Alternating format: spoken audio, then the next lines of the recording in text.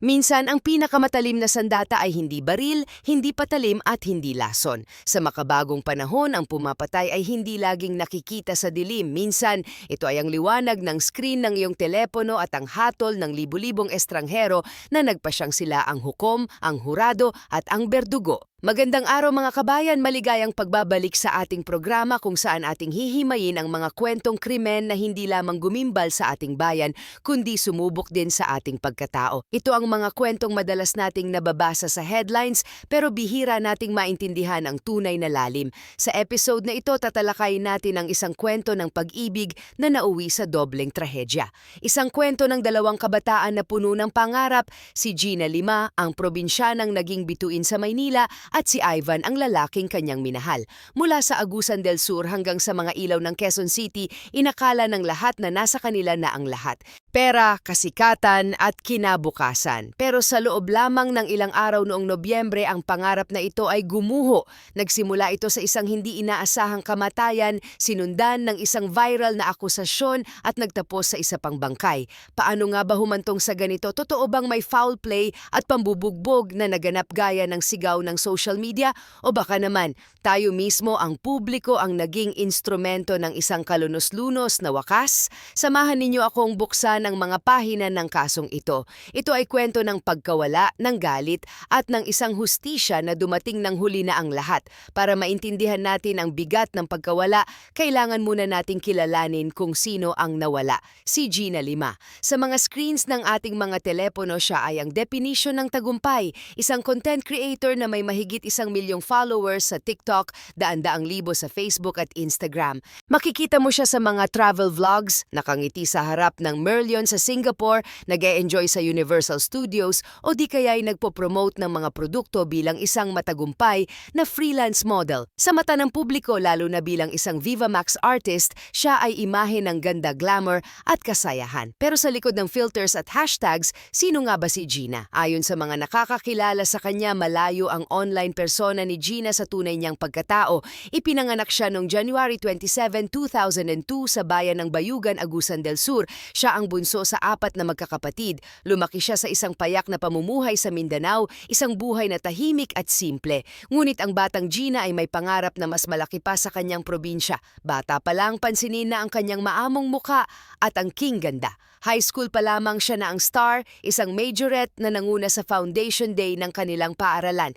Alam niya at alam ng pamilya niya na ang kanyang kapalaran ay wala sa Bayugan. Ito ay nasa Maynila, determinado. Iyan ang salitang laging ginagamit ng kanyang mga kaibigan. Pagka-graduate, nag-aral siya sa STI College sa Stan Mesa.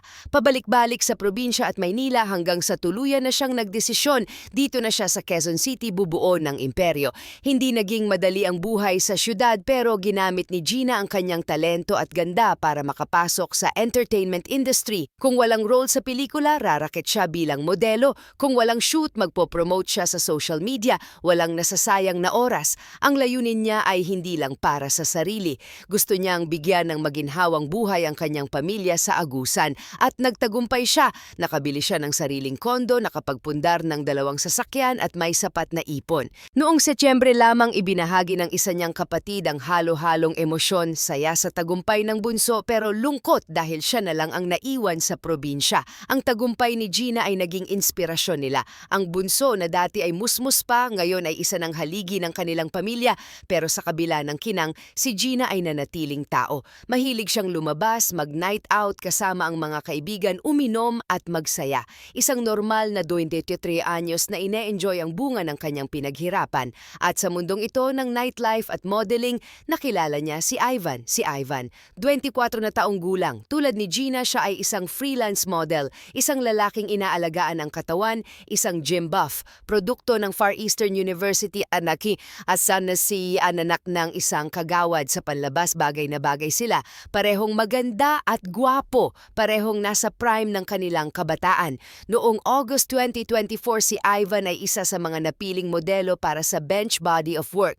Isipin ninyo ang larawan, isang lalaking may tiwala sa sarili nakasuot ng itim na boxer briefs, naglalakad sa ramp, mahilig sa sasakyan, laging nasa gym. Sa kanilang mga social media posts, tila perpekto ang lahat. Ang tambalang Gina at Ivan, isang power couple sa mundo ng mga influencers. Pero alam natin na ang social media ay isang highlight reel lamang. Hindi nito ipinapakita ang mga lamat sa likod ng mga ngiti at sa kasong ito, ang lamat na iyon ay magiging isang malaking bitak na lalamon sa kanila pareho. Dumako tayo sa Nobyembre 16, isang petsa na dapat sana ay ordinaryong araw lang sa kalendaryo. Sa halip na vlog tungkol sa bagong outfit o travel goal, isang nakakabinging balita ang gumimbal sa newsfeed ng lahat. Isang post mula kay Gina o sa kanyang account na nagsasabing sana ay panaginip lang ang lahat. Kasunod nito ang kumpirmasyon, patay na si Gina Lima, 23 taong gulang. Paano, bakit ang isang babaeng puno ng buhay, laging nasa gym, laging aktibo, paanong bigla na lang siyang nawala? Ang Facebook page ni Gina ay agad na binahan ng pakikiramay, RIP Idol. Condolence po ang mga karaniwang reaksyon ng pagkabigla. Ngunit may isang post na nagpabago sa ihip ng hangin. Isang post na hindi pakikiramay ang dala kundi akusasyon. Pumasok sa eksena si Kevin Tan, isang kaibigan ni Gina. Sa kanyang Instagram, hindi siya nagpaligoy-ligoy, direkta, matapang at puno ng galit. Ayon kay Tan, may foul play. At hindi lang niya sinabing may krimen, pinangalanan niya ang salarin. Ang daliri ay nakaturo kay Ivan. Sa sunod-sunod na update ni Tan, inilarawan niya ang isang relasyon na puno ng pang-aabuso. Sinabi niyang sinasaktan ni Ivan ang modelo. Sinabi niyang ang pambubugbog na ito ang naging sanhi ng kamatayan ni Gina, kahit ang kapatid ni Gina ay nagpost na humihingi ng hustisya. Mabilis pa sa kidlat, kumalat ang hashtag #Justice for Gina. Ang publiko na kanina lang ay nagluluksa ay biglang nagalit, ang lungkot ay napalitan ng puot. Para sa marami, hindi na kailangan ng investigasyon. Ang salita ng isang kaibigan ay sapat na ebidensya. Nagsimula ang trend, naglabasan ang mga paalala sa kababaihan, mag-ingat sa mga partner nyo. Huwag magtiis sa abusive relationship. Ang mukha ni Ivan ay naging simbolo ng karahasan laban sa kababaihan. Dito natin makikita ang bangis ng cancel culture at trial by publicity. Ang mga netizens na walang alam sa totoong nangyari ay naging mga investigador. Hinalungkat nila ang nakaraan ni Ivan. May nakakita ng isang lumang post ng isang Reddit user mula noong November 2023. Sabi ng user, kapitbahay daw nila si Ivan, mayabang daw ito dahil anak ng kagawad at di umano'y nakapatay o nakasagasa na dati.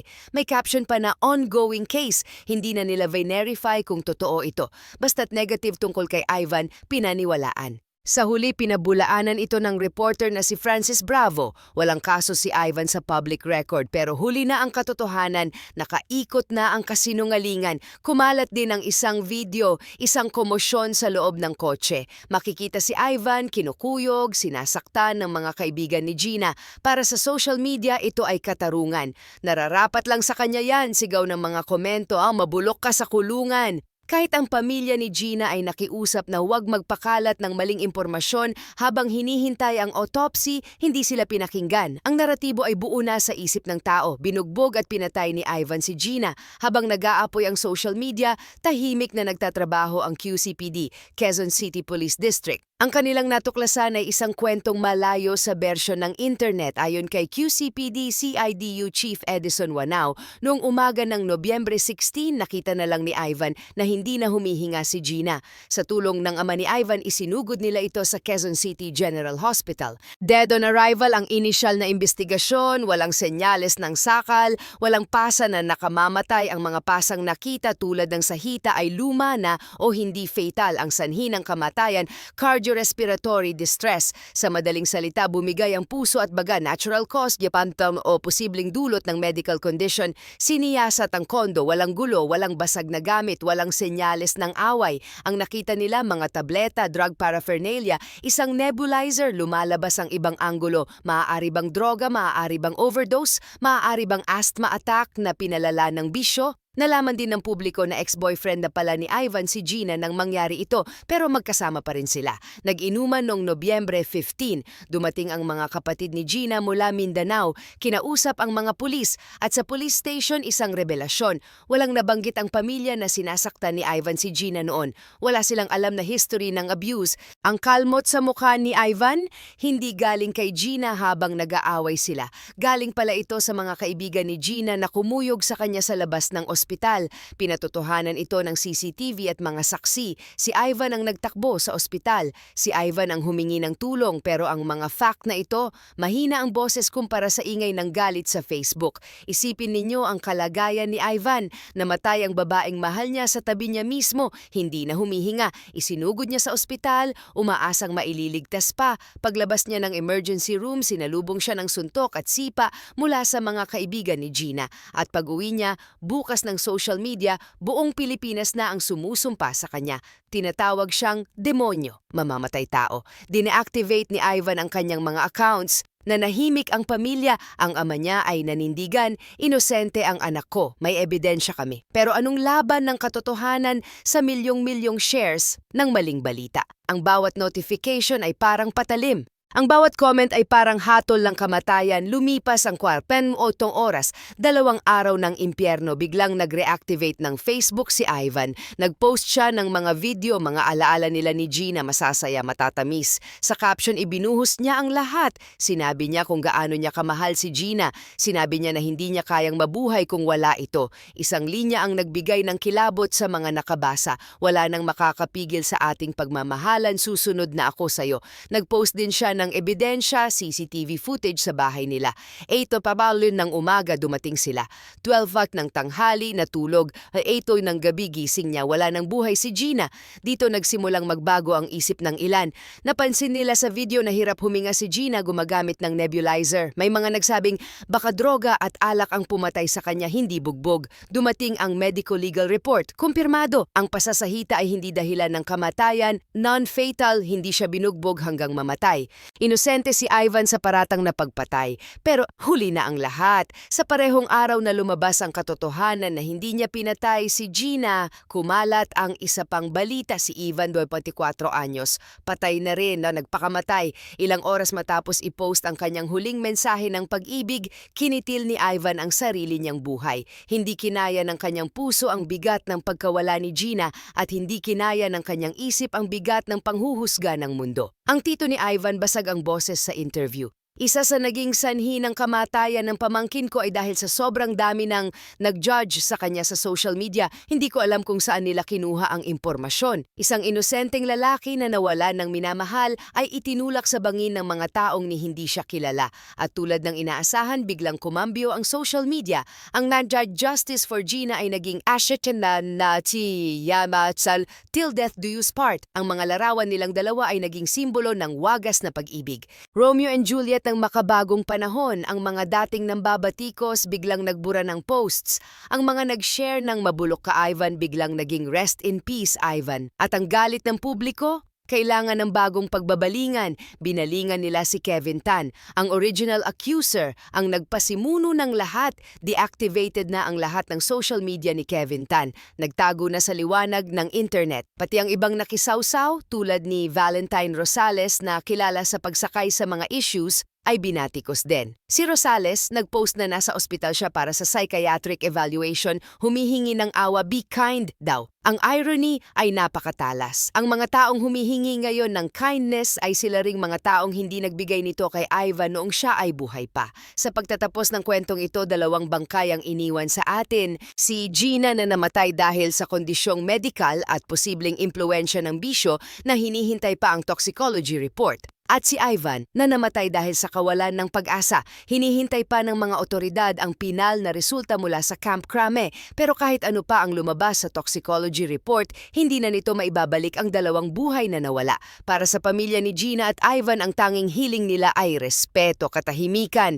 Pero para sa atin, sa ating mga nakikinig, sa ating mga may Facebook, Twitter at TikTok, may iiwan akong tanong. Nang pindutin mo ang share button sa post na umaakusa kay Ivan, nang magkomento ka ng galit kahit hindi mo alam ang buong kwento, naramdaman mo ba na nakatulong ka sa hustisya?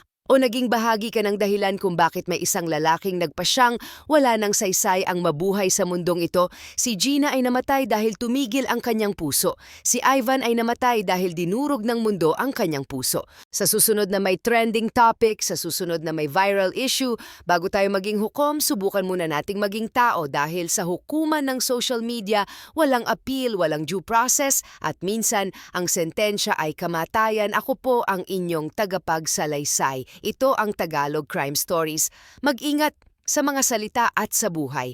Paalam, ang script na ito ay sumusunod sa estruktura ng isang tragedy. Hindi lang ito tungkol sa krimen, kundi tungkol sa human behavior. Ginamit ko ang mga detalyadong impormasyon, mga pangalan, petsa, medical terms tulad ng cardiorespiratory distress at ang timeline ng social media reactions upang patatagin ang kredibilidad. Ang emotional na bigat ay inilagay hindi sa pisikal na kamatayan, kundi sa psikolohikal na torture na dinanas ni Ivan na siyang tunay na krimen sa kwentong ito, ang cyberbullying na humantong sa suicide.